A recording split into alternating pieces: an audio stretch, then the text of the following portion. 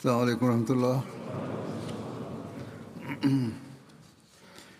أشهد أن لا إله إلا الله وحده لا شريك له وأشهد أن محمدا عبده ورسوله.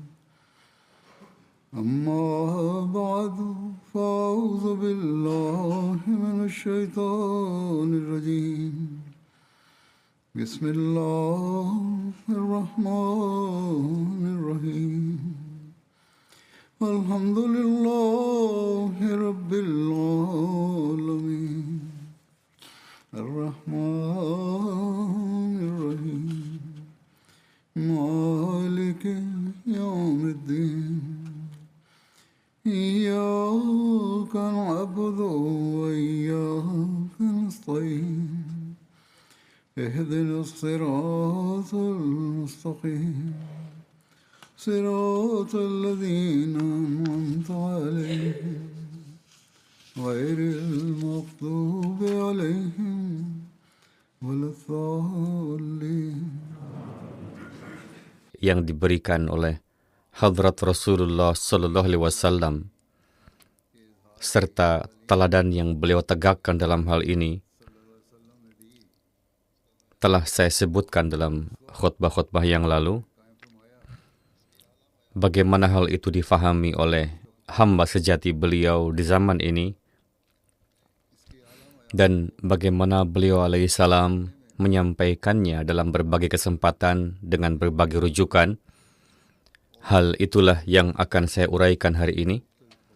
Demikian pula apa yang menjadi amalan beliau alaihissalam sendiri, bagaimana beliau menasihati anak-anak di rumah berkenaan dengan hal ini, dan apa yang beliau harapkan dari seorang Ahmadi.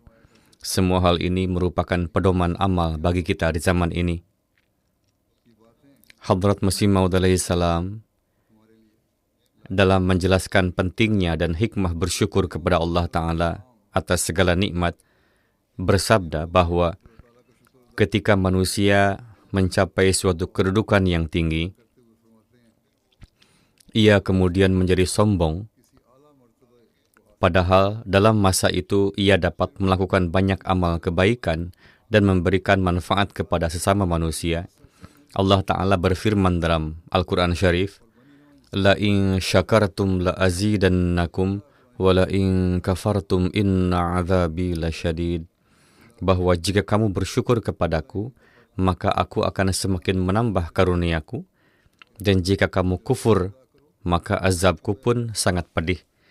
Yakni ketika Allah Ta'ala melimpahkan karunia-Nya kepada manusia, maka hendaklah ia bersyukur kepadanya dan memperhatikan kesejahteraan sesama manusia.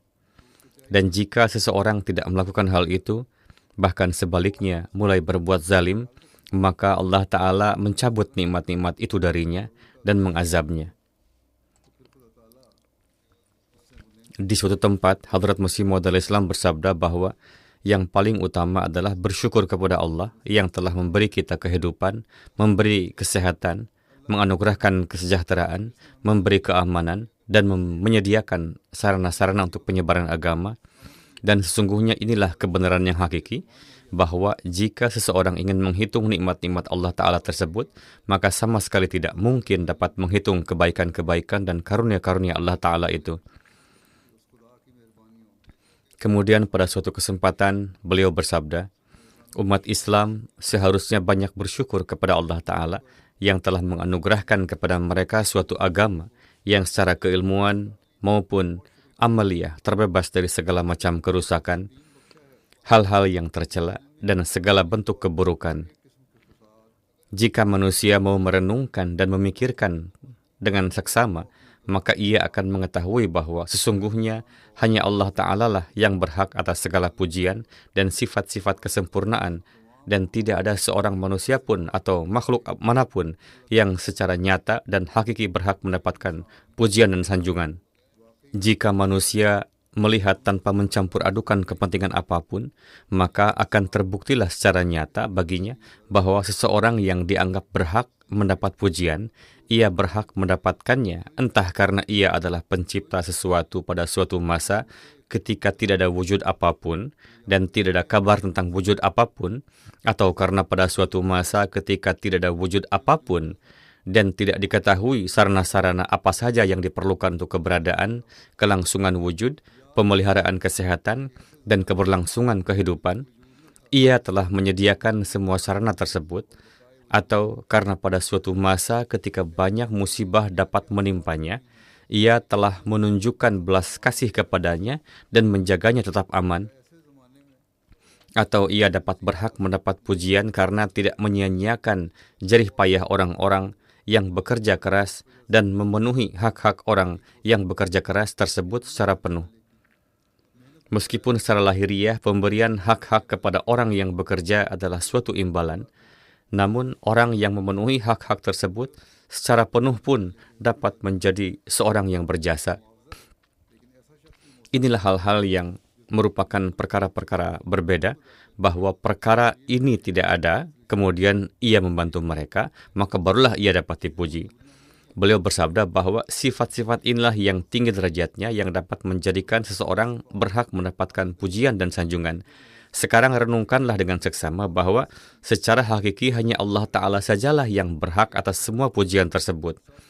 3 atau 4 hal yang telah saya sebutkan, beliau bersabda bahwa yang berhak atas semua itu hanyalah Allah Ta'ala yang secara sempurna memiliki sifat-sifat tersebut. Dan tidak ada seorang pun yang memiliki sifat-sifat ini. Tidak ada orang lain yang memiliki sifat-sifat ini. Tidak ada wujud lain yang memiliki sifat-sifat ini.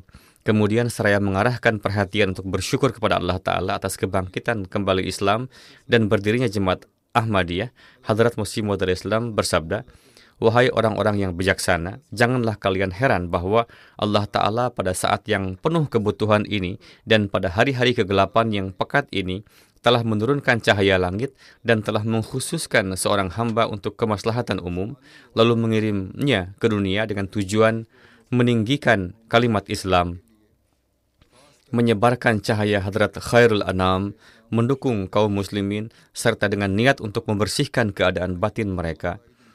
Justru yang patut diherankan adalah seandainya Allah yang menjadi pelindung agama Islam yang telah berjanji bahwa aku senantiasa akan menjaga ajaran Al-Quran dan tidak akan membiarkannya menjadi dingin, redup, dan tanpa cahaya, setelah melihat kegelapan ini dan memandang kerusakan-kerusakan batin dan lahir ini, dia diam saja dan tidak mengingat janjinya yang telah dia nyatakan secara tegas dalam firman-Nya yang suci. Anugerah yang telah dikirimkan oleh Allah Ta'ala itu adalah sesuai dengan janji Allah Ta'ala dan di dalamnya tidak ada sesuatu yang patut diherankan.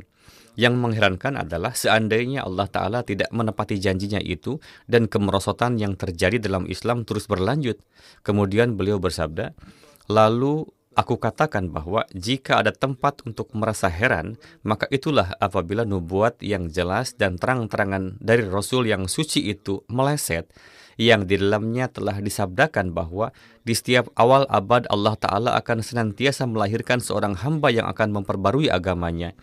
Maka ini bukanlah tempat untuk heran, melainkan ini adalah tempat untuk bersyukur 1000 kali lipat dan merupakan saat untuk meningkatkan iman dan keyakinan." Dan sebagaimana kita melihat bahwa hingga kedatangan Hadrat Masih Maud alaihissalam, pada setiap abad terus-menerus datang para mujadid di berbagai kaum, dan Allah Ta'ala kemudian mengutus beliau sebagai mujadid untuk 1000 tahun terakhir dengan memberikan kedudukan sebagai Masih Maud dan Mahdi Maud. Beliau bersabda bahwa ini adalah saat untuk bersyukur ribuan dan waktu untuk meningkatkan iman dan keyakinan bahwa Allah Ta'ala dengan karunia dan rahmatnya telah menepati janjinya dan tidak membiarkan nubuat Rasulnya meleset walau sesaat pun, dan tidak hanya memperlihatkan terpenuhinya nubuatan ini, bahkan telah membuka pintu ribuan nubuat dan keajaiban untuk masa yang akan datang. Dengan kedatangan Hadrat Masih Maud alaihissalam, Allah Ta'ala pun telah menggenapi banyak sekali nubuatan lainnya. Beliau bersabda bahwa jika kalian adalah orang-orang yang beriman, maka bersyukurlah dan tunaikanlah sujud syukur. Karena zaman yang para leluhur dan nenek moyang kita telah berlalu sambil menanti-nantinya, dan jiwa-jiwa yang tak terhitung telah berpulang dalam kerinduan kepadanya, zaman itu telah kalian dapatkan. Para muslim terdahulu terus menantikan kedatangan Masih Maud, para ulama terus menantikannya, para orang-orang soleh terus menantikannya. Namun mereka tidak mendapatkannya. Beliau bersabda bahwa kalian adalah orang-orang yang beruntung karena kalian telah mendapatkan zaman itu. Maka sekarang bersyukurlah kepada Allah Ta'ala, kini menghargainya atau tidak menghargainya dan mengambil manfaat darinya atau tidak mengambil manfaat ada di tangan kalian. Aku akan menyatakan ini berulang kali dan aku tidak dapat berhenti mengungkapkannya bahwa akulah yang telah diutus pada waktunya untuk memperbaiki umat manusia. Janji itu telah Allah Ta'ala penuhi melalui wujudku, agar agama dapat ditegakkan kembali di dalam hati dengan cara yang segar. Alangkah baiknya jika para penentang beliau alaihissalam dan para muslim yang tidak mempercayai beliau memahami hal ini, dan dengan bersyukur kepada Allah Ta'ala, mereka menerima utusan yang telah Allah Ta'ala kirimkan, serta merangkaikan diri mereka dalam untaian persatuan, agar mereka dapat selamat dari kesulitan-kesulitan yang saat ini sedang dilalui oleh kaum muslim. Kepada seorang pencari kebenaran, Hadrat Aqdas alaihissalam bersabda, bersyukurlah kepada Allah Ta'ala bahwa Dia telah memberikan pertolongan tepat pada waktunya dan telah mendirikan jemaat ini, maka sudah sepatutnya bagimu untuk tidak menyia-nyiakan karunia yang telah diberikan kepadamu, dan pandanglah dengan mata penuh hormat, serta hargailah pertolongan dan bantuan yang telah diberikan kepadamu. Ingatlah dengan sungguh-sungguh bahwa tanpa pertolongan Allah Ta'ala dan tanpa dipanggil olehnya, seseorang tidak dapat menyatakan suatu perkara dengan benar dan dengan sepenuh kekuatan. Tanpa itu, dalil-dalil pun tidak akan ditemukan. Pertolongan Allah Ta'ala haruslah ada, dan hanya dengan pertolongannya itulah dalil-dalil dapat ditemukan, dan cara penyampaian pun tidak dapat diberikan tanpa itu. Dan ini pun merupakan karunia khusus dari Allah Ta'ala bahwa melalui cara penyampaian tersebut, orang-orang yang memiliki kekuatan kebaikan dapat mengenali orang yang berbicara dengan dipenuhi Ruhul Kudus setelah mendapatkan kekuatan dan daya dari Allah. Ini adalah karunia Allah Ta'ala bahwa orang-orang dapat mengenali utusan yang telah diutus oleh Allah Ta'ala. Maka ini adalah anugerah Allah Ta'ala yang sangat besar bagimu, bahwa Dia telah menganugerahkan kepadamu kekuatan ini dan telah memberikan kepadamu mata pengenalan. Kepada seorang pencari kebenaran, beliau alaihissalam bersabda, kamu sedang mencari kebenaran, maka bersyukurlah kepada Allah Ta'ala bahwa Allah Ta'ala telah menganugerahkan kepadamu akal ini. Banyak sekali orang yang menganggap diri mereka sebagai ulama besar, namun mereka tidak memiliki akal. Mereka terus bertambah dalam penentangan, tetapi kamu bersyukurlah bahwa Allah Ta'ala telah menganugerahkan akal kepadamu. Karunia-karunia Allah Ta'ala sangatlah besar. Beliau bersabda bahwa jika Dia tidak memberikan anugerah ini, maka sebagaimana orang-orang lain berada di balik tabir dan mencaci maki, kamu pun akan berada di antara mereka. Maka mereka yang telah menerima adalah orang-orang yang beruntung. Sesuatu yang telah menarikmu itu semata-mata adalah karunia Allah Ta'ala. Kemudian beliau memberikan perumpamaan bahwa lihatlah Mia Abdul Haq, seandainya karunia Allah Ta'ala tidak menolongnya, bagaimana mungkin ia dapat keluar dari tempat kenikmatan itu? Perumpamaan yang beliau berikan di sini tentang Mia Abdul Haq, yang dimaksud adalah Munshi Abdul Haq, seorang penduduk Qusur yang sedang menuntut ilmu dan pada masa itu sedang menempuh pendidikan BA. Ia meskipun seorang muslim, 3 tahun sebelum beliau menyampaikan uraian ini telah menjadi seorang Kristen, dan setelah membaca Al-Hakam serta beberapa tulisan Hadrat Aqdas Masih Maud alaihissalam, ia menulis sebuah surat permohonan kepada Hadrat Aqdas bahwa ia ingin melihat kebenaran kejujuran Islam dalam wujud yang nyata dan praktis. Sementara dalam Islam saya tidak melihat sesuatu yang berarti, maka saya ingin melihatnya dalam wujud yang nyata dan praktis. Beliau menulis kepada Hadrat Masih Maud alaihissalam. Atas hal itu, Hadrat Aqdas alaihissalam menulis kepadanya bahwa Anda hendaknya datang dan tinggal di sini, di Qadian, setidaknya selama 2 bulan. Maka beliau pun berniat menuju Darul Aman. Beliau datang ke sana, dan ini adalah peristiwa tahun 1901. Beliau tiba di sana dan kemudian tinggal bersama beliau alaihissalam, khususnya dalam keadaan demikian bahwa beberapa orang penasihat pun berkumpul di sisinya. Beliau tiba dalam keadaan seperti itu, yakni ketika telah berniat untuk datang ke sana, banyak orang telah menasihatinya agar tidak pergi ke Qadian, dan mereka pun melarangnya, jangan pergi ke Qadian. Bahkan salah seorang di antara mereka sampai mencacinya, padahal mencaci itu dilarang dalam agama mereka, dan pada umumnya pun bertentangan dengan adab dan kesopanan. Namun atas semua hal itu, karunia Allah Ta'ala menang dan menariknya ke sana. Sebab-sebab keburukan tidak tersedia baginya. Sebab jika sebaliknya, pada saat itu ia belum menikah, beliau bersabda bahwa terkadang pernikahan pun menjadi sebab timbulnya masalah-masalah besar. Seandainya ia telah menikah, maka akan muncul cobaan. Namun Allah menyelamatkannya dari segala sisi. Mustahdas, yakni sesuatu yang baru terjadi, Allah Ta'ala, yakni bukan mustahdas, bukan sesuatu yang baru terjadi, bukan sesuatu yang baru diciptakan. Ini adalah karunia Allah Ta'ala. Kepada siapa yang dia berikan rahmatnya, dia menyelamatkannya dari segala sisi. Ini bukanlah sesuatu yang baru. Allah Ta'ala, kepada siapa yang dia berikan rahmatnya, dia menyelamatkannya dari segala sisi. Janganlah kalian berpikir bahwa kami adalah orang-orang muslim. Islam adalah nikmat yang agung. Hargailah ia dan bersyukurlah. Di dalamnya terdapat falsafah yang tidak dapat diperoleh hanya dengan mengucapkannya di lisan. Hanya dengan menyebut diri muslim, masalah tidak lantas selesai. Hal-hal yang ada, amalan-amalan yang ada, ajaran yang ada, itu semua juga harus diamalkan. Saya mengucapkan terima kasih kepada mereka yang memiliki keikhlasan dan kecintaan terhadap Jemaat Ahmadiyah. Hadrat Masih Maud salam bersabda, di sini saya tidak dapat menahan diri untuk tidak mengungkapkan rasa syukur ini, bahwa karunia dan kemurahan Allah Ta'ala tidak membiarkanku sendirian. Mereka yang menjalin hubungan persaudaraan denganku dan yang masuk ke dalam jemaat ini, yang telah Allah Ta'ala tegakkan dengan tangannya sendiri, diwarnai dengan warna cinta dan keikhlasan dengan cara yang sungguh menakjubkan, bukan karena usahaku sendiri, melainkan Allah Ta'ala dengan karunia-Nya yang khusus telah menganugerahkan kepadaku jiwa-jiwa yang penuh dengan kejujuran ini. Beliau memuji para mukhlisin yang telah masuk ke dalam Ahmadiyah, seraya bersabda bahwa jiwa-jiwa yang penuh dengan kejujuran ini telah dianugerahkan kepadaku. Pertama-tama, saya merasakan dalam hatiku semangat yang bergejolak untuk menyebut seorang saudara rohaniku yang namanya sebagaimana cahaya keikhlasannya adalah Nuruddin. Saya selalu memandang dengan penuh kerinduan beberapa pengabdian keagamaan yang beliau lakukan demi meninggikan kalimah Islam dengan mengorbankan harta halalnya. Saya berharap sekiranya saya pun dapat melaksanakan pengabdian itu.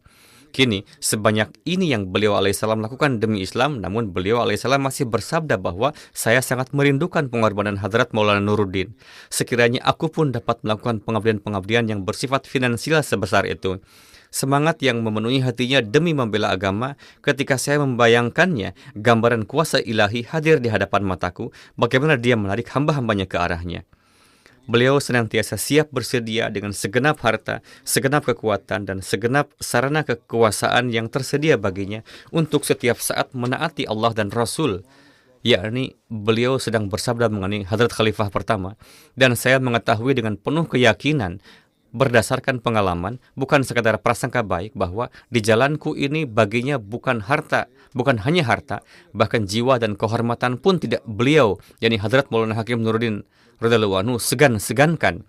Dan seandainya saya mengizinkan, niscaya beliau akan mengorbankan segalanya di jalan ini dan menunaikan hak persahabatan jasmani serta kebersamaan setiap saat sebagaimana persahabatan rohaninya, dan beliau akan tinggal bersamaku secara permanen. Ketika beliau mengucapkan ini adalah kisah tahun 1890, akhir tahun 90. Beliau menuliskannya dalam kitab beliau, Fatah Islam. Namun kemudian Maulana Hakim Nuruddin Sahib meninggalkan segalanya dan hadir untuk mengabdi kepada beliau alaihissalam dan tinggal bersama beliau.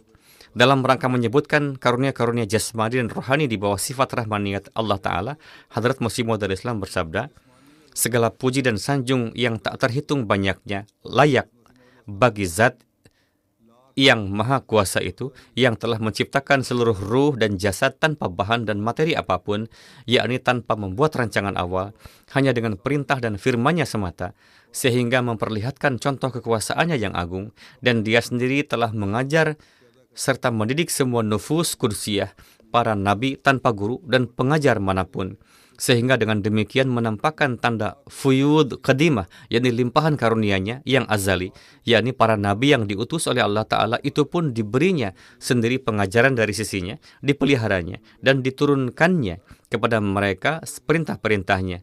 Beliau bersabda, Subhanallah, betapa jelas sifat Rahman dan Mannan-Nya yang tanpa adanya kelayakan dari pihak kami, yakni tanpa kelayakan apapun dari kami, Dia sendiri yang menyelesaikan semua urusan kami yang lemah ini. Untuk keberlangsungan jasmani kami, Dia mempekerjakan matahari, bulan, awan, dan angin, dan untuk pengaturan rohani kami, Dia menyampaikan Taurat, Injil, Furqan, dan semua kitab-kitab samawi tepat pada waktunya. Ilahi, beliau sedang berdoa lebih lanjut, Ilahi, syukur yang berlipat ganda kepadamu karena Engkau sendiri telah menunjukkan kepada kami jalan untuk mengenalmu, dan dengan menurunkan kitab-kitabmu yang suci, Engkau telah menyelamatkan kami dari kesalahan dan kekeliruan fikiran dan akal. Dan salawat serta salam atas Hadrat Sayyidur Rasul Muhammad Mustafa Sallallahu Alaihi Wasallam dan atas keluarga serta para sahabat beliau, bahwa melalui beliau Allah Ta'ala telah membimbing satu dunia yang tersesat ke jalan yang lurus. Beliau adalah murabbi atau pembimbing dan pemberi manfaat yang membawa kembali makhluk yang tersesat ke jalan yang benar. Beliau adalah muhsin atau orang yang berbuat kebaikan dan pemilik ihsan yang membebaskan manusia dari bencana syirik dan berhala. Beliau adalah nur atau cahaya dan penyebar cahaya yang menyebarkan sinar tauhid ke seluruh dunia. Beliau adalah hakim dan tabib zaman yang meneguhkan langkah hati-hati yang rusak di atas kebenaran. Beliau adalah karim atau yang mulia dan pemilik tanda-tanda kemuliaan yang memberi minum air kehidupan kepada orang-orang yang mati, yakni orang-orang yang secara rohani telah mati. Beliau adalah yang rahim atau penyayang dan penuh kasih yang menanggung kesedihan demi umatnya. Menanggung kesedihan demi umatnya. Umat sedang rusak, maka demi mereka di zaman ini diutuslah Al-Masih Al-Maud, dan beliau merasakan kepedihan. Dan pahlawan perkasa yang membawa kami keluar dari mulut kematian itu, Allah Ta'ala terlebih dahulu mengutus Hadrat Nabi SAW untuk memperbaiki dunia. Kemudian mengutus hamba yang setia dari beliau. Beliau bersabda bahwa ini sedang diucapkan mengenai Hadrat Nabi SAW, pahlawan perkasa yang membawa kami keluar dari mulut kematian. Beliau adalah manusia yang halim atau penyantun dan tidak mementingkan diri sendiri, yang menundukkan kepalanya dalam penghambaan, yakni Hadrat Rasulullah SAW, dan menyatukan keberadaannya dengan debu. Beliau adalah muwahhid, ini penegak tauhid yang sempurna, dan lautan ma'rifat yang hanya terpikat oleh keagungan Allah dan menjatuhkan selainnya dari pandangannya. Beliau adalah mukjizat kekuasaan Tuhan yang Maha Pengasih, yang meskipun ummi atau buta huruf, mengungguli semua orang yang dalam ilmu-ilmu hakikani dan menjadikan setiap kaum sebagai terdakwa atas kesalahan dan kekeliruan mereka. Ini adalah pujian bagi Hadrat Nabi SAW. Pertama-tama beliau memberikan contoh dari Taurat dan Injil, namun untuk umat-umat yang melalui Taurat dan Injil dapat melihat jalan yang benar. Tetapi setelah itu, ketika kerusakan kembali terjadi di dunia, maka untuk itu hadirlah zat Hadrat Rasulullah SAW yang diutus oleh Allah Ta'ala, dan beliau mempertemukan hamba-hamba dengan Tuhan. Kemudian Hadrat Aqdas Masih Maud alaihissalam bersabda, Wahai Rabbul Alamin, aku tidak dapat mensyukuri karunia-karuniamu. Engkau Maha Pengasih lagi Maha Pemurah, dan karuniamu kepadaku tiada batas. Ampunilah dosa-dosaku agar aku tidak binasa. Tanamkanlah di dalam hatiku kecintaan yang tulus kepadamu, agar aku memperoleh kehidupan. Tutupilah aib-aibku dan jadikanlah aku melakukan amal-amal yang membuatmu ridho. Aku berlindung dengan wajahmu yang mulia dari murkamu yang menimpa diriku. Kasihanilah aku dan selamatkanlah aku dari bala bencana dunia dan akhirat, karena setiap karunia dan kemurahan hanyalah berada di tanganmu. Amin, summa amin. Kemudian Hadrat Masih Maud alaihissalam menulis, ribuan syukur kepada Tuhan yang Maha Mulia yang telah menganugerahkan kepada kami agama yang demikian, yang merupakan sarana pengenalan kepada Allah dan rasa takut kepada Allah yang tidak pernah ditemukan bandingannya di masa manapun dan di zaman manapun, dan ribuan salawat atas Nabi yang maksum yang melalui perantaraannya kami masuk ke dalam agama yang suci ini. Dan ribuan rahmat kiranya tercurah atas para sahabat Nabi Karim yang dengan darah mereka telah mengairi taman ini. Kemudian di suatu tempat beliau bersabda, mereka yang di matanya adalah orang-orang yang jujur dan benar. Mereka senantiasa telah menanggung penderitaan dari lisan dan tangan orang-orang yang bodoh. Mereka yang di mata Allah Ta'ala adalah orang-orang yang jujur, yang benar, yang sejati dalam ketaatan beragama, yang setia kepada Allah Ta'ala. Mereka menanggung penderitaan dari lisan-lisan dan tangan-tangan orang-orang yang bodoh. sebagaimana dewasa ini di zaman ini pun orang-orang Ahmadi pun menanggungnya di beberapa tempat. Maka karena sunnah Allah sejak zaman dahulu adalah demikian, oleh karena itu jika kita pun menanggung beberapa penderitaan dari kerabat maupun orang asing, dari orang-orang dekat ataupun orang-orang lain, maka kita seharusnya bersyukur dan bergembira bahwa kita pun telah dianggap layak di mata kekasih sejati ini untuk diberi penderitaan di jalannya. Jika penderitaan sedang diberikan di jalan Allah Ta'ala, maka ini pun adalah keberuntungan kita. Dan kita seharusnya bergembira serta bersyukur kepada Allah. Karena penderitaan di jalan Allah hanya ditanggung oleh mereka yang dicintai oleh Allah Ta'ala dan yang dianiaya. Maka menanggung penderitaan dengan cara demikian adalah kebahagiaan sejati kita. Namun ketika kita melihat ke sisi yang lain bahwa sebagian musuh-musuh agama dengan rekayasa dan karangan mereka tidak hanya mencukupkan diri pada menyakiti kita saja, melainkan juga menjerumuskan orang-orang yang tidak tahu dan tidak mengerti ke dalam fitnah, maka dalam keadaan demikian kita mewajibkan diri kita untuk sedapat mungkin menyelamatkan orang-orang yang tidak mengerti itu dari fitnah, yakni menjelaskan kepada mereka pula hakikat yang sebenarnya dan mengungkap keburukan-keburukan mereka yang bertujuan merugikan orang-orang.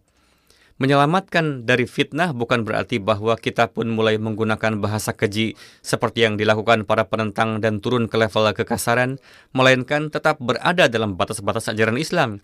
Kita menjawab propaganda keliru dan tuduhan-tuduhan mereka. Hal ini pun harus diingat oleh setiap orang yang melakukan tabligh di antara kita. Terkadang kita sendiri dalam menanggapi keberatan-keberatan para pengkritik mengatakan hal-hal yang justru memberi kesempatan kepada si pengkritik untuk berkata bahwa inilah akhlak kalian. Akhlak kita seharusnya sangat tinggi. Ya, kebenaran tentu harus disampaikan, namun tetap dalam batas-batas akhlak. Bahasa seperti mereka tidak boleh digunakan. Hadrat Aqdas Masih Maud alaihissalam bersabda, hamba yang lemah ini tidak dapat mensyukuri karunia-karunia Allah Ta'ala bahwa pada masa pengkafiran ini, ketika dari setiap penjuru terdengar suara-suara para ulama zaman ini bahwa lasta mu'minan, bahwa engkau bukanlah seorang mukmin, dari Allah Jalla Shanuhu datang seruan ini yang berbunyi, Qul inni umirtu wa ana awwalul mu'minin. Katakanlah bahwa aku datang melampaui batas dan aku adalah awwalul mu'minin. Di satu sisi, para tuan maulwi berkata, carilah cara bagaimana untuk mencabut akar orang ini, dan di sisi lain datanglah ilham, yatarabbasuna 'alaika ad-dawair 'alaihim dairatus sau. Mereka menunggu turunnya bencana atasmu, namun gilirannya yang buruk akan menimpa mereka sendiri. Inilah kesimpulan yang pada akhirnya akan terbukti, insyaallah. Dan di satu sisi mereka berusaha untuk menghinakan dan mempermalukan orang ini dengan seburuk-buruknya. Sementara di sisi lain Allah berjanji, Inni muhinun man arada ihanataka. Allahu ajruka. Allahu yu'tika jalalaka. Barang siapa yang menghendaki kehinaanmu, aku akan menghinakannya. Allah adalah pahalamu. Allah akan menganugerahkan keagunganmu kepadamu. Dan di satu sisi para maulwi terus-menerus menulis fatwa demi fatwa bahwa seseorang menjadi kafir karena sefaham dan mengikuti orang ini. Sementara di sisi lain Allah Ta'ala berulang kali menegaskan ilhamnya yang berbunyi, Qul in kuntum tuhibbunallah fattabi'uni yuhibbukumullah. Katakanlah bahwa jika kamu mencintai Allah, maka ikutilah aku, dan Allah Ta'ala akan mencintaimu. Allah Ta'ala telah berfirman demikian kepada hadrat Rasulullah SAW, dan dalam mengikuti beliau SAW, Allah Ta'ala juga berfirman demikian kepada hamba yang setia dari beliau, karena beliau adalah pecinta sejati hadrat Rasulullah SAW, dan mengakui beliau adalah ketaatan yang sempurna kepada hadrat Rasulullah SAW, karena beliau adalah penurut yang sempurna dan hamba dari hadrat Rasulullah SAW. Singkatnya, semua tuan maulwi ini sedang berperang melawan Allah Ta'ala. Sekarang lihatlah siapa yang akan menang. Kemajuan-kemajuan jemaat yang terjadi berkat karunia Allah Ta'ala, cara jemaat yang terus berkembang perlahan-lahan, itu sudah merupakan jawaban yang cukup bagi orang-orang ini. Jika saja mereka memiliki sedikit penglihatan untuk melihat dan memiliki rasa malu. Hadrat Aqdas Masih Maud alaihissalam bersabda, di sini aku tidak dapat menahan diri dari mengungkapkan rasa syukur ini, bahwa sebagaimana Allah Ta'ala dalam membela Nabi kami SAW telah menjadikan para kafir tidak berdaya melalui wahyunya dan berfirman, Nabiku memiliki akhlak yang mulia pada tingkatan yang sedemikian tinggi, sehingga kalian tidak memiliki kemampuan untuk menemukan satupun cacat dan kekurangan dalam kehidupannya hingga 40 tahun yang lalu. Padahal selama 40 tahun itu, ia, yakni Muhammad SAW, senantiasa berada di tengah-tengah kalian siang dan malam, dan tidak pula kalian memiliki kemampuan untuk mencela sedikit pun keluarga beliau yang mulia, yang merupakan keluarga mulia, suci, pemimpin dan bangsawan. Kemudian fikirkanlah bahwa seseorang yang berasal dari keluarga yang sedemikian mulia, suci dan terhormat, dan kehidupannya yang 40 tahun telah berlalu di hadapan kalian menjadi saksi bahwa iftira atau mengada-adakan kedustaan atas nama Tuhan dan kepalsuan bukanlah pekerjaannya. Maka dengan keutamaan-keutamaan seperti itu, sementara ia pun memperlihatkan tanda-tanda langit dan dukungan-dukungan Allah Ta'ala senantiasa menyertainya, dan ajaran yang ia bawa adalah sedemikian rupa, sehingga jika dibandingkan dengannya, keyakinan-keyakinan kalian sepenuhnya adalah kotor, tidak suci, dan penuh dengan kemusyrikan. Maka setelah semua ini, keraguan apa yang masih tersisa bagi kalian dalam hal kejujuran Nabi ini? Kemudian dalam menjawab para penentang Islam bahwa Hadrat Rasulullah SAW adalah Nabi yang sejati dan benar yang datang dari Allah Ta'ala dan menyediakan sarana untuk mempertemukan manusia di dunia dengan Allah Ta'ala, kemudian beliau alaihissalam bersabda mengenai diri beliau sendiri, dengan cara demikian jugalah Allah Ta'ala telah menjadikan para penentang dan pendurhakaku tidak berdaya, karena aku pun adalah gulam atau hamba sejati Hadrat Rasulullah SAW. Kepadaku pun Allah Ta'ala telah berjanji seperti ini. Kemudian beliau alaihissalam mengutip rujukan dari Barahin Ahmadiyah. Di dalamnya terdapat ilham mengenai diriku yang telah berlalu 20 tahun sejak penerbitannya, dan ilham itu adalah walaqad labithtu fikum umuram min qablihi afala ta'qilun. Yakni katakanlah kepada para penentang itu bahwa aku telah tinggal di antara kalian selama 40 tahun, dan selama masa yang panjang ini kalian telah menyaksikan diriku bahwa pekerjaanku bukanlah membuat kebohongan dan kepalsuan, dan Allah telah menjagaku dari kehidupan yang kotor. Maka dari itu, seseorang yang selama masa yang begitu panjang, yakni 40 tahun, terjaga dari setiap iftira, kejahatan, tipu daya, dan keburukan, dan tidak pernah ia berdusta kepada manusia, maka bagaimana mungkin bertentangan dengan kebiasaan yang telah lama, sekarang ia mengadakan kedustaan atas Allah Ta'ala? Berbagai segi sirat kehidupan beliau alaihissalam telah saya uraikan sebelumnya, dan dari sana telah menjadi jelas bahwa segenap orang, bahkan para penentang beliau pun memuji bahwa beliau tidak pernah berdusta, tidak pernah melakukannya. Jadi inilah ungkapan-ungkapan rasa syukur yang di dalamnya beliau memanjatkan rasa syukur atas karunia-karunia Allah Ta'ala, dan juga beliau mengungkapkan rasa terima kasih kepada para penolong beliau. Kemudian selain hal-hal tersebut, beliau pun berusaha menumbuhkan pentingnya rasa syukur di dalam diri anak-anak. Tentang bagaimana cara beliau di rumah, terdapat sebuah riwayat bahwa Hadrat Masih Maud alaihissalam suatu ketika menceritakan sebuah kisah kepada anak-anak di rumah, yang kemudian beliau minta agar dituliskan di surat kabar Al-Hakam, dan kisah itu adalah ada seorang botak dan seorang buta. Malaikat Allah Ta'ala datang dalam wujud manusia kepada yang botak dan bertanya kepadanya, "Apa yang engkau inginkan?" Maka orang botak itu berkata, "Semoga rambut di kepalaku tumbuh. Semoga aku mendapat harta kekayaan." Maka malaikat itu mengusap kepalanya, lalu dengan kudrat Tuhan rambut pun tumbuh di kepalanya, dan ia pun mendapat harta kekayaan serta para pelayan. Kemudian malaikat itu datang kepada orang yang buta dan bertanya kepadanya, "Apa yang engkau inginkan?" Maka orang buta berkata, "Semoga mataku dapat melihat sehingga aku tidak perlu ke sana kemari meminta-minta, dan semoga aku mendapat uang sehingga aku tidak bergantung kepada siapapun." Malaikat itu lalu mengusap matanya, maka matanya pun dapat melihat, dan ia pun mendapat harta kekayaan. Kemudian malaikat yang sama itu atas perintah Allah Ta'ala datang untuk menguji orang yang buta dan botak dalam wujud seorang fakir. Lalu mendatangi orang yang botak itu dan meminta sesuatu darinya. Ia lalu menjawab dengan murka, masam, dan sikap yang sangat buruk, lalu mengusirnya dan berkata, "Pergilah, banyak orang fakir sepertimu yang berkeliaran." Malaikat itu lalu mengusap kepalanya, maka ia pun kembali menjadi botak seperti semula, dan seluruh harta kekayaannya pun lenyap, dan ia kembali jatuh dalam keadaan yang sempit seperti sebelumnya. Kemudian malaikat yang sama itu datang dalam wujud fakir kepada orang buta yang telah menjadi sangat kaya dan dapat melihat, lalu meminta sesuatu darinya. Ia berkata, "Semua ini adalah pemberian dari Allah Ta'ala semata, dan harta ini adalah miliknya. Ambillah olehmu." maka atas hal itu Allah Ta'ala pun memberikan kepada orang yang buta itu harta kekayaan yang lebih banyak lagi. Beliau al-Islam bersabda, jadi wahai anak-anakku yang tercinta, ingatlah juga hal ini, yakni bersyukurlah atas nikmat-nikmat yang telah diberikan oleh Allah Ta'ala, dan hargailah nikmat itu, dan janganlah menghardik orang yang meminta-minta. Bersedekah adalah sesuatu hal yang baik dan hendaklah diberikan kepada orang yang meminta, karena dengan itu Tuhan menjadi ridho dan dia akan menambah nikmatnya. Ini juga merupakan sebuah riwayat yang panjang yang di dalamnya disebutkan 3 jenis manusia, dan beliau menyampaikannya kepada anak-anak secara ringkas dalam bentuk kisah di rumah. Kemudian ketika bulan Ramadan tiba di saat musim dingin, beliau mengungkapkan perasaan syukur dengan cara yang lembut dan indah.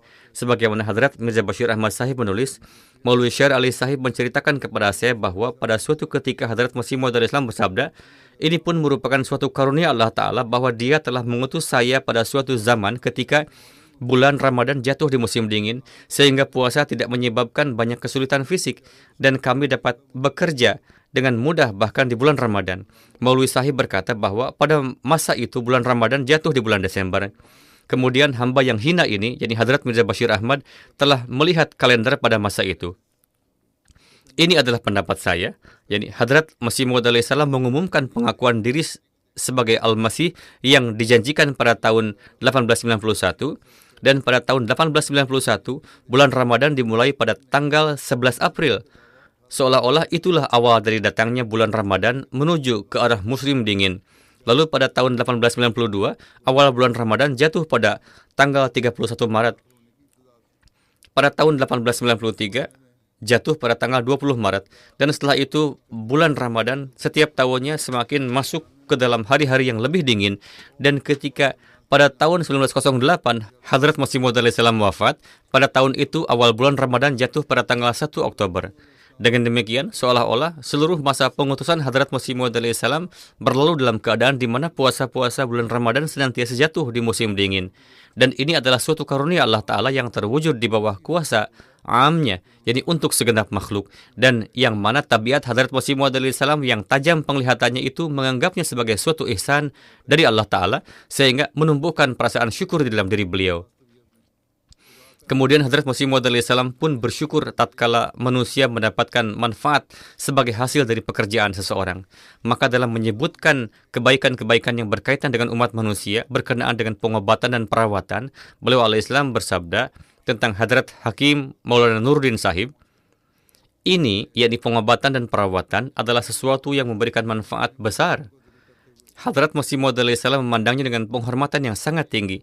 Suatu ketika nama Hadrat Maulwi Sahib sedang dibicarakan di rumah beliau, maka Hadrat Masih Maud salam pun menyebut nama beliau dan terus-menerus mengucapkan Alhamdulillah, Alhamdulillah dalam waktu yang lama. Lalu bersabda, Maulwi Sahib, yakni Hadrat Hakim Maulwi Nuruddin Sahib, juga merupakan salah satu nikmat dari nikmat-nikmat Allah. Melalui perantaraan beliau, banyak orang-orang miskin yang mendapat pengobatan. Pengobatan itu memang ditujukan bagi orang lain, namun beliau alaihissalamlah yang bersyukur, yakni Maulwi Sahib sedang melayani kemanusiaan, dan atas hal itu beliau alaihissalam memanjatkan syukur bahwa orang-orang itu sedang mendapatkan manfaat. Demikianlah rasa kepedulian beliau terhadap kemanusiaan, sehingga beliau pun berterima kasih kepada seorang yang telah menghilangkan penderitaan manusia, dan juga bersyukur kepada Allah Ta'ala bahwa dia telah mengatur jalan keluar dari penderitaan mereka.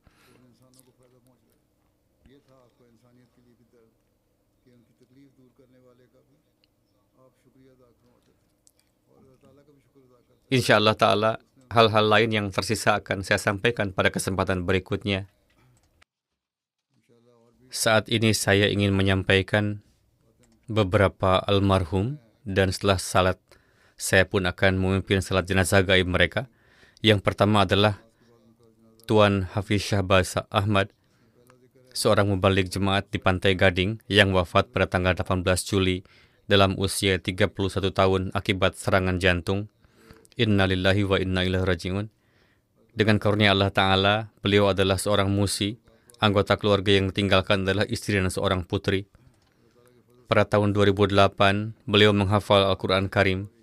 Setelah lulus dari Jamiah pada tahun 2019, beliau menyelesaikan diploma 1 tahun dalam bahasa Perancis dari Universitas Naml. Kemudian meraih gelar MA dalam bahasa Perancis. Setelah itu beliau ditugaskan di Pantai Gading.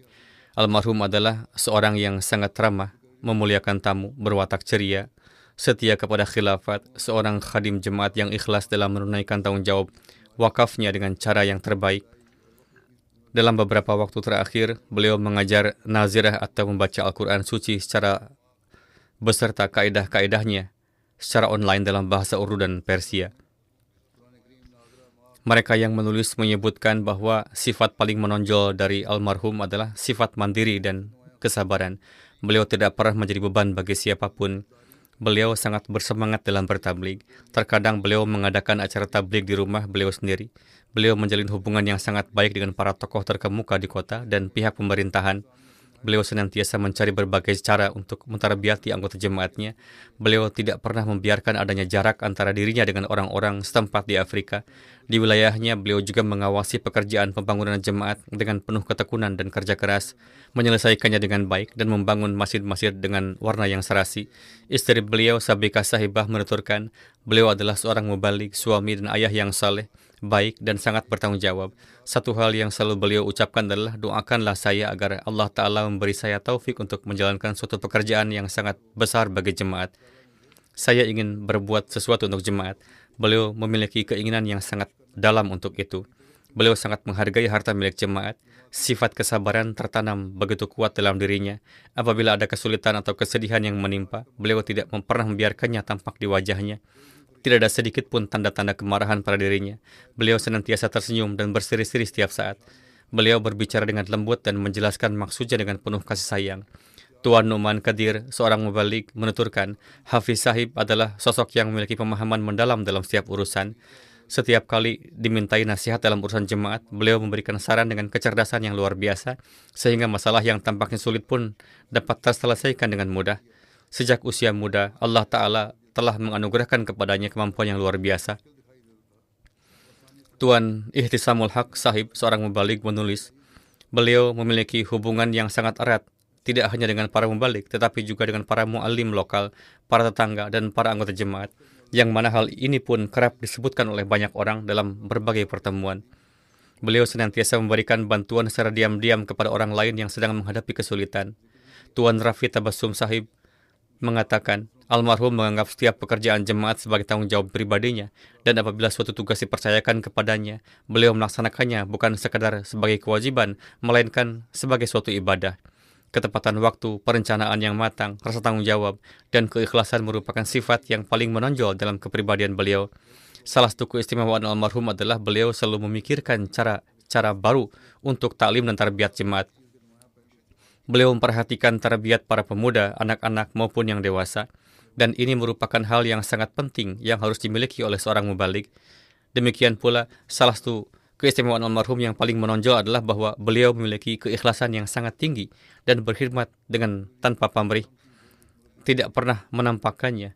Beliau bukanlah seseorang yang mencari ketenaran, melainkan mengharapkan ridha Allah Ta'ala. Dimanapun beliau ditempatkan, beliau senantiasa sibuk dalam perkhidmatan agama. Beliau mengajarkan Al-Quran kepada anak-anak dengan pengucapan yang benar dan mengajarkannya dengan penuh kasih sayang. Dan banyak anak-anak yang merupakan murid-murid beliau yang senantiasa mengenangnya.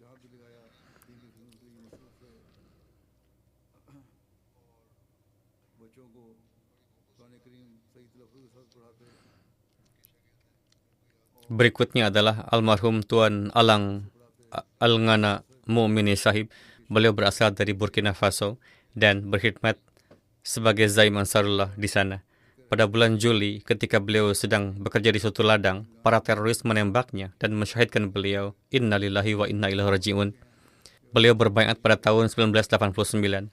Seorang mubalik menulis kepada Wadud Sahib, almarhum syahid adalah seorang insan yang sangat ikhlas, memiliki kecintaan yang mendalam terhadap jemaat dan khilafat. Beliau memiliki kecintaan yang luar biasa terhadap Al-Quran Suci, keterikatan yang kuat dengan masjid, serta semangat yang istimewa dalam ibadah, ketaatan kepada khilafat, dan pengabdian kepada jemaat. Demikian pula Tuan Abdullah Janggani Sahib, seorang mu'allim, menyatakan beliau adalah seorang pengurus jemaat yang terbaik, yang sangat berani, tanpa rasa takut, ikhlas, bertakwa, rajin beribadah, berakhlak mulia, ramah, pendiam, serta penuh dengan kecintaan dan ketaatan kepada khilafat. Beliau seringkali tiba paling awal di masjid dan duduk membaca Al-Quran suci. Demikian pula Tuan Mu'allim menyatakan ketika saya melewati depan rumahnya pada waktu subuh, terdengar surat tilawat dari dalam rumahnya. Abdurrahman Sahib yang berkhidmat sebagai ketua wilayah di tempat itu menuturkan, setiap kali saya memintanya, meskipun beliau lebih tua dari segi usia, namun setiap kali diadakan acara wikari amal, jemaat, beliau datang dan membawa anak-anaknya bersama, serta selalu hadir dalam setiap jalsah dan ijtima. Meskipun dalam keadaan sakit pun, beliau tetap hadir dalam acara-acara jemaat. Tuan Amin Baloch menuturkan, saya pun pernah tinggal di daerah tersebut. Beliau sangat teratur dalam membayar candah. Demikian pula Tuan Balbo Sahib, seorang mu'alim setempat, menuturkan, sehari sebelum kesyahidan, beliau pun menghubungi mengenai candahnya dan menyatakan kekhawatirannya tentang pelunasannya. Beliau dipenuhi dengan semangat pengabdian kepada jemaat, dan sifat-sifat inilah yang telah ditulis oleh setiap orang yang menulis tentang beliau. Di antara kerabat yang ditinggalkan adalah terdapat 2 janda dan 13 putra-putri. Semoga Allah Ta'ala menurunkan maghfirah dan rahmat kepada beliau.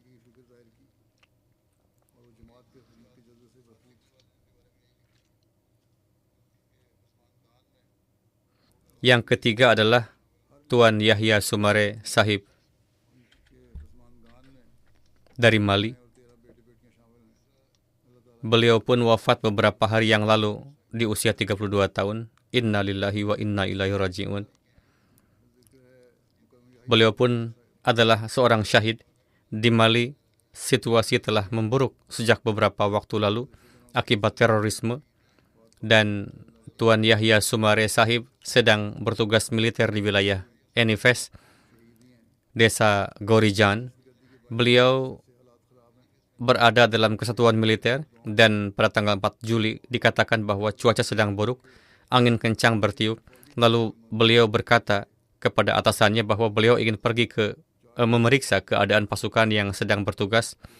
Ketika beliau keluar untuk melihat pasukan yang sedang berpatroli melawan para teroris, pada saat itulah para teroris melancarkan serangan yang mengakibatkan Tuan Yahya Sahib gugur sebagai syahid.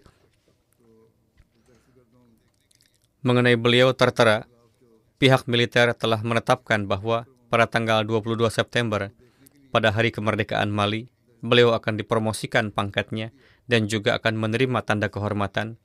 Keputusan ini telah diambil oleh pihak militer.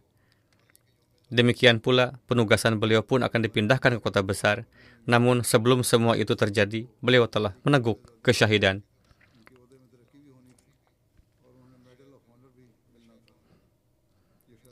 Saudara laki-laki beliau, Fodi Sumare, mengatakan, Yahya Sumare menghadiri jalsah salanah pada tahun 2022. Ketika di jalsah tersebut, beliau melihat foto Hadrat Masih Maud alaihi salam. Seketika itu pula, suatu perasaan yang istimewa menyelimuti hatinya, dan beliau merasakan ketenangan serta ketenteraman yang luar biasa.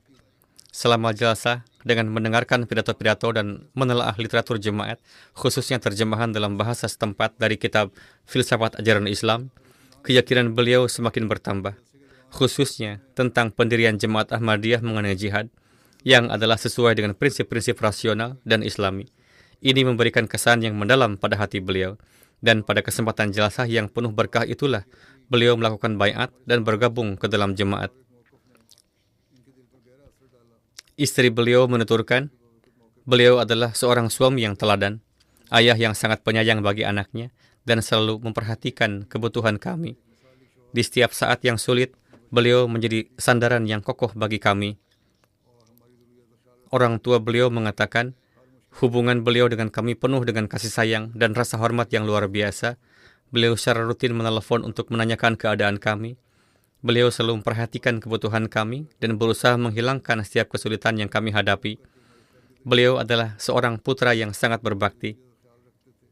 Tuan Missionary in Charge Mali menulis, beliau adalah seorang pemuda yang bersemangat, seorang pribadi yang ceria dan berwatak menyenangkan, tekun dalam menjalankan puasa dan salat, memperhatikan orang-orang yang membutuhkan, menjadi teladan yang baik bagi sahabat maupun orang lain, menjalin hubungan kekeluargaan dengan sangat baik, Beliau adalah seorang insan yang saleh dan tulus. Meskipun tergolong sebagai seorang anggota baru, almarhum memiliki hubungan yang sangat mendalam berupa kesetiaan, keterikatan, pengabdian, dan kecintaan yang tulus kepada jemaat Ahmadiyah, Hadrat Masih Maud alaihissalam, serta para khalifah yang mulia. Ayah beliau saat itu bukanlah seorang Ahmadi, namun setelah kesyahidan putranya, beliau menyaksikan betapa indahnya perlakuan jemaat dan bagaimana jemaat telah mengurus segalanya. Melihat semangat kepedulian ini, beliau pun terkesan, dan karena sebelumnya beliau memang sudah meneliti jemaat, beliau mengatakan, kini kebenaran Ahmadiyah telah nyata bagi saya. Oleh karena itu, beliau memutuskan untuk melakukan baiat. Kemudian berikutnya tentang Mukarram Tuan Sirajul Haq Quraisy Sahib. Beliau adalah Naib Afsar Jalsa Salanah Rabwah. Beliau pun telah wafat beberapa hari yang lalu dalam usia 86 tahun. Innalillahi wa inna ilaihi raji'un. Berkat karunia Allah Ta'ala, beliau adalah seorang musi. Ahmadiyah masuk ke dalam keluarga beliau melalui kakek beliau, Hadrat Mia Qutbuddin Sahib, seorang sahabat Hadrat Masih Maud alaihissalam. Kakek beliau mendapat mimpi bahwa Masih Maud telah datang. Maka beliau pun pergi ke Kadian dan berbaiat di tangan Hadrat Masih Maud alaihissalam. Nenek beliau pun juga seorang sahabiah. Allah Ta'ala menganugerahi kakek beliau dua orang putra, yaitu Quraisy Fazlul Haq dan Quraisy Abdul Ghani Sahib. Dan kedua putra ini adalah orang-orang yang sangat mukhlis dalam berkhidmat kepada agama. Meskipun sibuk berdagang, mereka senantiasa siap sedia untuk berkhidmat kepada agama setiap saat. Mereka pun memiliki andil yang sangat besar dalam pembangunan dan pemukiman Rabwah, khususnya ketika dimulainya upaya pencarian air, pekerjaan pemasangan pompa air, dan sebagainya pun dipercayakan kepada mereka. Adapun kakek dari pihak ibu Quraisy Sirajul Haq Sahib, yang adalah Maulwi Muhammad Usman Sahib, juga adalah seorang sahabat. Almarhum sedang menjalankan tugas sebagai Naib Nazir dan Naib Afsar Jalsa Salanah. Adapun perkhidmatan kepada jemaat secara resmi baru beliau mulai beberapa tahun yang lalu, sekitar 15 hingga 20 tahun yang lalu. Beliau telah berkhidmat mengajar di berbagai perguruan tinggi di bawah Departemen Taklim. Beliau juga pernah mengajar di TI College Rabwah. Tuan Sayyid Qasim Ahmad Sahib menyatakan, dengan wafatnya Tuan Sirajul Haq Quraisy Sahib, seluruh karyawan kantor Jalsa Salanah merasakan seolah-olah seorang rekan dan sesepuh yang sangat penuh kasih sayang dan kepedulian telah pergi meninggalkan mereka. Setiap kali suatu pekerjaan dipercayakan kepada beliau, beliau menyelesaikannya dengan penuh tanggung jawab. Di antara keluarga yang ditinggalkan adalah 2 orang putri dan 2 orang putra. Salah seorang putra beliau, Tuan Qamarul Haq Quraisy Sahib, adalah seorang mubalik jemaat dan sedang berkhidmat di Departemen Sejarah Jemaat. Semoga Allah telah menurunkan maghfirah dan kasih sayang kepada beliau. Berikutnya adalah Mukarram Tuan Lawal Tayyib Sahib, muallim jemaat Nigeria. Beliau pun telah wafat beberapa hari yang lalu dalam usia 30 tahun. Inna lillahi wa inna ilaihi raji'un. Berkat karunia Allah Ta'ala, beliau adalah seorang musi. Pada saat persiapan siaran langsung di hari-hari Jalsa Salanah, beliau terjatuh dari tangga ketika sedang memperbaiki antena satelit masjid dan mengalami luka yang sangat parah. Meskipun telah mendapat perawatan, beliau tidak dapat bertahan. Tulang belakang beliau mengalami cedera yang sangat serius. Di antara keluarga yang beliau tinggalkan, selain kedua orang tua dan istri, terdapat seorang putri yang berusia sekitar 11 bulan. Pada tahun 2018, beliau menyelesaikan pendidikan dari Jamiatul Mubashirin Nigeria dan diangkat sebagai muallim. Beliau adalah seorang muallim yang sangat rendah hati, aktif dan ikhlas. Setiap tanggung jawab yang diberikan oleh jemaat, beliau tunaikan dengan sebaik-baiknya sesuai kemampuan, dengan penuh ketekunan dan keikhlasan. Kedua orang tua beliau menyatakan, beliau adalah seorang putra yang sangat bertanggung jawab, sangat memperhatikan orang tua, dan senantiasa mengabdi. Meskipun keuangan terbatas, beliau selalu berusaha semaksimal mungkin untuk memenuhi kebutuhan kedua orang tua. Istri beliau menyatakan, di samping menunaikan tanggung jawab jemaat, beliau senantiasa mengamalkan ajaran Islam dan petunjuk khilafat Ahmadiyah secara nyata dalam kehidupannya. Karena akhlak, keikhlasan, dan kasih sayangnya, Beliau dicintai oleh seluruh anggota jemaat, para non-Ahmadi maupun non-Muslim.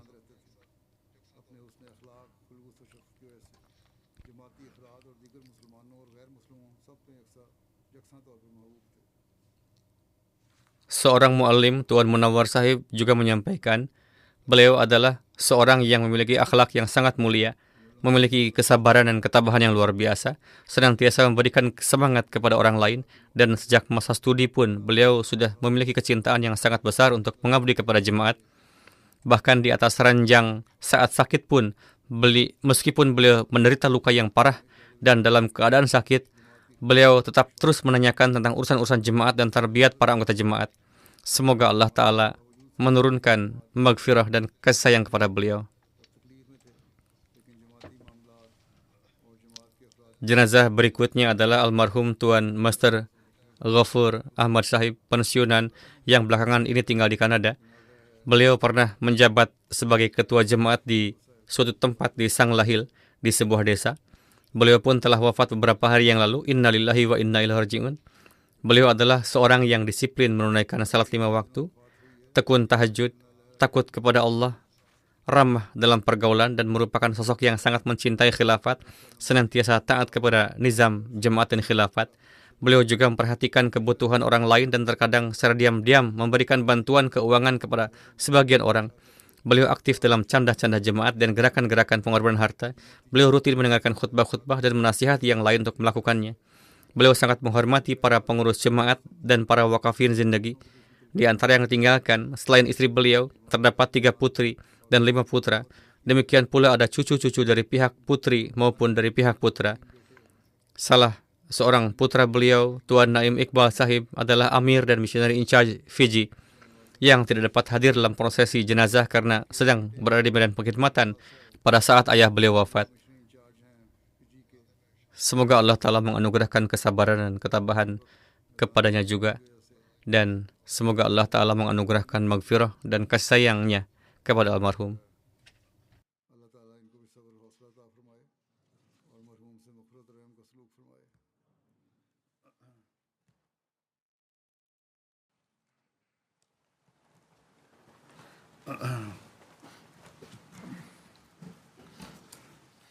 Alhamdulillah,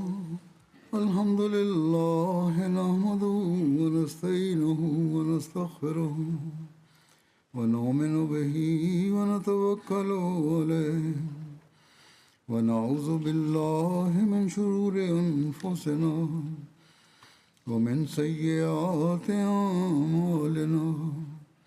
Man yahdihillahu fala mudilla lahu ومن يضلله فلا هادي له ونشهد أن لا إله إلا الله ونشهد أن محمدا عبده ورسوله. عباد الله رحمكم الله، إن الله يأمر بالعدل والإحسان وإيتاء ذي القربى وينهى عن الفحشاء والمنكر والبغي يعظكم لعلكم تذكرون. اذكروا الله يذكركم وادعوه يستجب لكم ولذكر الله أكبر.